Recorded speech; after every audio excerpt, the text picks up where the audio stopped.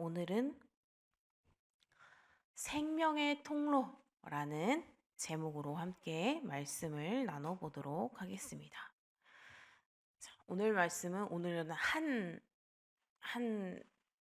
장이죠. 3장. 한 장으로 볼 텐데, 먼저 베드로하고 요한이 제9시, 그러니까 오후 3시 기도 시간에 성전에 올라갑니다.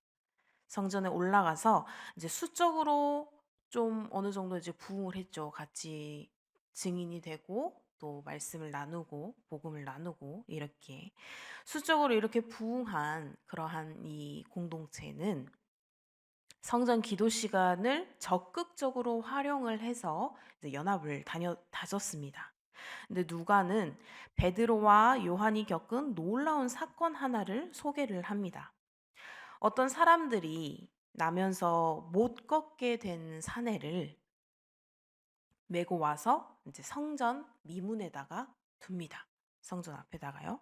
성전 앞에다가 두고 그는 이제 경건한 마음으로 성전을 오르는 그런 유대인들의 자비에 기대서 이제 그 유대인들에게 구걸을 하면서 살아가는 근근히 살아가는 그런 사람이었습니다. 그런데 그의 시선에 이제 그 성전을 들어가는 베드로와 요한이 포착이 됩니다. 그래서 걷지 못하는 이 사람은 요한과 베드로에게 구걸을 합니다. 구걸을 하는데 베드로와 요한이 우리가 잘 알다시피 베드로와 요한은 이제 그 사람이 부르니까 그 사람에게 가죠. 그 사람을 보죠. 그리고 나서 베드로가 이제 그에게 우리를 보라. 보통 구걸을 하시는 분들을 이제 보면 어 이렇게 얼굴을 똑바로 마주하고 이렇게 구걸을 하시는 분이 잘 없는 걸로 알아요. 이제 저도 이제 뭐 우리 예전에 저기 어디지? 신세계백화점 가는 육교 뭐 터미널 가는 육교 그쪽을 보면 항상 계셨던 분들도 계셨고 또 그 안에 지하도로 내려가면 또 거기에서도 이제 그런 행위를 하시는 분들이 계셨고 서울에 가도 또 그런 분들이 많이 계시는데 보통 "한 푼 줍시오." 뭐 이렇게 좀 "도와주십시오." 할 때는 사람의 눈을 쳐다보고 하지 않고 엎드리거나 아니면 그냥 그 자리에서 그냥 고개를 숙이고 이 상태에서 그냥 이렇게 얘기를 하시더라고요. 근데 이 사람도 이제 마찬가지였나 봐요. 그래서 이 베드로가 그에게 "우리를 보라."라고 인제 말을 합니다. 그래서 이제 그 사람은 안 보고 있다가 "우리를 보라." 하니까 '아 나에게 좀 적선을 크게 해 주려나 보다.'라는 기대감을 가지고 인제 베드로와 요한을 응시를 합니다. 근데 베드로는 이 이 사람에게 이제 두 번째 이야기를 하기에 앞서서 자신들이 그에게 줄 은이나 금 당신이 바라는 그런 풍족한 어 "돈을 주지를 못한다."라고 말을 합니다. 그 사람을 어떻게 보면은 불렀어요. 그쵸? 이렇게 구걸을 하고 있는데 날 "우리를 봐라."라고 불러 놓고 "나는 너한테 아무것도 줄 수 없어."라고 하면 '이 사람이 장난하나?'라고 생각을 할 수도 있어요. 그렇죠? 줄 수도 없는데 '왜 불렀지? 그냥 지나갈 것이지.' 이렇게 생각을 할 수가 있는데 근데 두 번째 명령을 합니다. 그 못 걷는 분에게. "나사렛 예수 그리스도의 이름으로 일어나 걸으라."라고 명령을 합니다. 그 말이 그의 마음에 인제 앉아서 있던 그분의 마음에 기대를 줍니다. '어 일어나 걸어? 내가 걸을 수 있을까? 안 될 거야.'라는 마음이지만 한편으로는 인제 약간의 기대감이 섞였죠. 어떻게 보면 황당하죠. 전혀 이 세상에 태어나서 한 번도 걸은 적이 없는 그런 사람인데 갑자기 "내가 너에게 은과 금은 줄 수 없지만 우리가 줄 수 없지만 너에게 명령을 할 테니 너는 예수 그리스도의 이름으로 일어나서 걸어라."라고 했습니다. 그리고 베드로의 손이 그 사람의 오른손을 잡아서 끌었고 그리고 그때 그의 발과 발목의 근육에 힘이 들어가는 겁니다. 자, 여기에서 우리가 알 수 있는 것은 아주 조그마한 믿음이라도 그 기대감을 가지고 있던 그 조그마한 믿음이라도 그에게 그 믿음이 있었기에 그는 이 베드로의 명령을 듣고 베드로의 이끌림을 따라서 이는 다리에 발목에 근육이 생기고 결국 걷고 우리가 알다시피 성전을 뛰어다니면서 예수님을 찬양하고 하나님을 찬양하는 이 일이 이루어졌던 것이죠. 그래서 누가는 이러한 베드로의 말과 행동에 반응하는 이 사람의 여기에서는 그 어떤 믿음도 이 사람의 믿음도 소개를 하지는 않아요. 그냥 그가 뭐 치유를 원했던 것도 아니었죠. 원했던 것도 아니었고 베드로와 요한을 치유할 능력을 가진 자라고 생각을 하지도 못했어요. 그냥 똑같은 일상이었죠.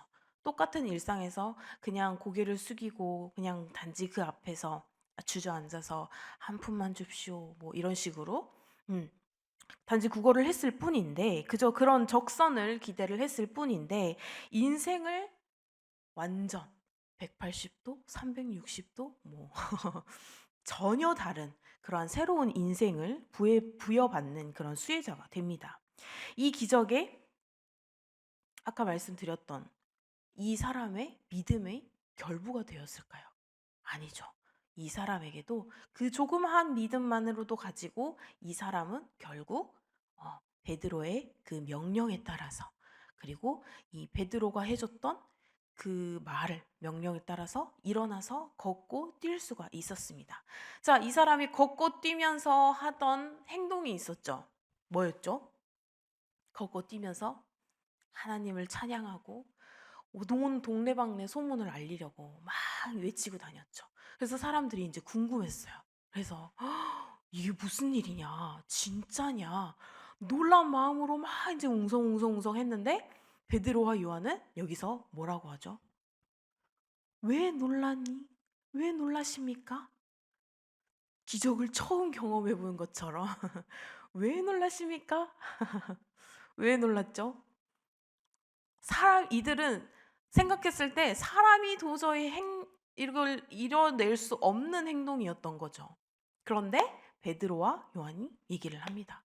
왜 놀라십니까? 놀라지 마십시오. 이것은 내가 행한 것이 아니라 우리가 행한 것이 아니라 이것은 하나님께서 행하신 그런 능력입니다. 하나님께서 행하신 능력에는 놀라울 게 없습니다. 이것보다 더한 것도 하시는 분이시기에 하나님께서 하시는 그 어떤 행동으로도 놀라실 필요가 없습니다. 라고 이야기를 하는 것이죠. 이렇게 이야기를 하면서 사람들에게 생각보다 이 사람들에게는 이제 충격이었겠죠. 아니, 사람이 할 수 없는 기적을 행한 것만으로도 그 사람들의 기억 속에 팍 꽂혔을 텐데, 아니, 이것을 행한 것이 그들의 능력이 아니라 하나님의 능력이야? 라고 더욱더 팍 꽂혔던 게 파바박 더 꽂혔겠죠. 그래서 아마 그들의 그 마음 속에 뇌리 속에는 절대 잊혀지지 않는 그러한 일들이 되었을 것입니다. 그리고 이 일들이 전파되어서 자신들도 모르게 이런 생명의 말씀을 전하는 하나님의 능력을 전하는 전도자들이 된 것이죠. 그들이 생명의 통로, 축복의 통로가 된 것입니다. 이러한 일들을 행하고 다녔을 때 이런 주정뱅이였던 이 앉은뱅이였던 사람처럼 혹시 나도 하나님이란 분이 대단하네, 대단하신 분이네. 혹시 나도? 라는 조그마한 그 기대감, 조그마한 그런 믿음이 생겼을 거죠. 생겼음으로 인해서 그들은 그 조그마한 믿음으로도 그들은 구원을 받을 수 있었습니다. 하나님을 알므로써, 하나님을 믿음으로써, 또한 하나님께 기대함으로써, 하나님을 만남으로써 그들은 결국 하나님께 구원을 받았다는 사실을 믿고 확신할 수 있었을 것입니다. 자, 성전 미문 앞에서 구걸하는 이러한 사람을 베드로와 요한이 고쳤습니다. 그들에게는 굉장히 신기한 일이었죠.